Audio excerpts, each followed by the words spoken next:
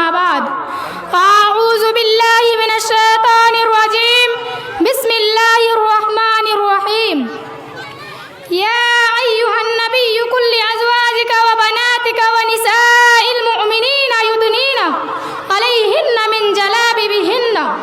सदर मोहतरम, औरत नाम है उस हस्ती का जो बेटी बने तो घर खुशियों का गहवारा बनता है, बहन के रूप में सामने आए तो भाइयों की मोनिसो गमखार बनती है, बीवी के रंग में मुजस्सम हो तो घर को जन्नत बनाती है, और माँ बनकर नमूदार हो तो जन्नत उसके कदमों के तले आ जाती है। औरत का हर रूप निराला और उसका हर किरदार दुनिया का रंग आमीज़ी की वजह है। शायर मशरिक ने कहा था, वजूद जन से है तस्वीर कायनात में रंग, इसी के साथ से है जिंदगी का सोजे दरू। गोया कायनात की रंगीनी सिन्फ़े नाजुकी की बदौलत है, जिंदगी में दिलकशी औरत ही की दम कदम से है। मगर शर्त है कि औरत अपनी इस नाम की लाज रख ले, उसकी खूबसूरती दिलकशी नज़ाकत उस वक्त तक कीमती है जब वो लफ्ज़ औरत का माना को समझे, उसे अपने मकाम और मर्तबे का इल्म हो, उसे मालूम हो कि औरतों के लिए सबसे ज़रूरी चीज़ जिसका हुक्म अल्लाह तबारक व तआला ने दिया है वो ये है कि औरत अपनी ज़ेब व ज़ीनत को सब पर आया ना करे, अपने पर्दे का खास एहतिमाम करे और अपनी शर्म व हया का ख्याल रखे ताकि मुआशरे में बिगाड़ की कोई सूरत पैदा ना हो। इस हुक्म इलाही के पीछे जो फलसफा है, इस पर गौर करने से मालूम होता है कि औरत का खुद को छुपाना और पर्दा करना बहुत सी खराबियों को पैदा होने से रोक देता है। मगर आज औरत अपने मकाम को भूल चुकी है।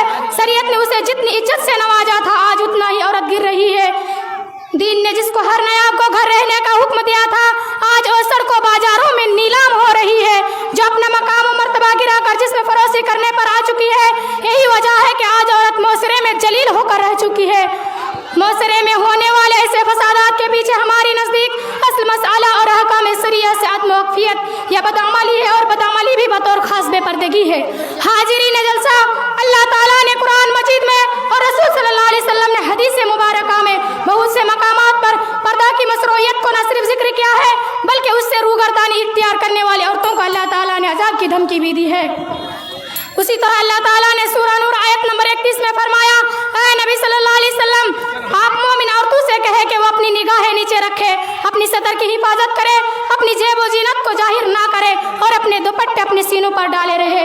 इसी तरह औरत घर से बाहर निकलते वक्त जलबाबेनी बड़ी चादर ओढ़ेगी जिससे उसका पूरा जिस्म ढक जाए। अल्लाह ताला ने फरमाया, या अय्युहन नबिय्यु कुल लिअज़वाजिका व बनातिका व निसाइल मुअमिनीना युदनीना अलैहिन्ना मिन जलाबिबिहिन्ना। ऐ नबी सल्लल्लाहु अलैहि वसल्लम, अपनी बीवी और बेटी और मुसलमान औरतों से कह दो कि अपनी निगाहें नीचे रखे और अपनी बड़ी चादर अच्छी तरह ओढ़ लपेट ले, क्योंकि कुरान में है वला युबदीना ज़ीनतहुन्ना, अपनी जेब व जीनत को जाहिर ना करें। इस आयत के उमूम में से जाहिरी कपड़े भी शामिल है जो मुज़य्यन होने की वजह से मर्दों का तवज्जो मरकज बने। इसी तरह औरतों को बनाव सिंगार के साथ घर से बाहर निकलने से मना किया गया है।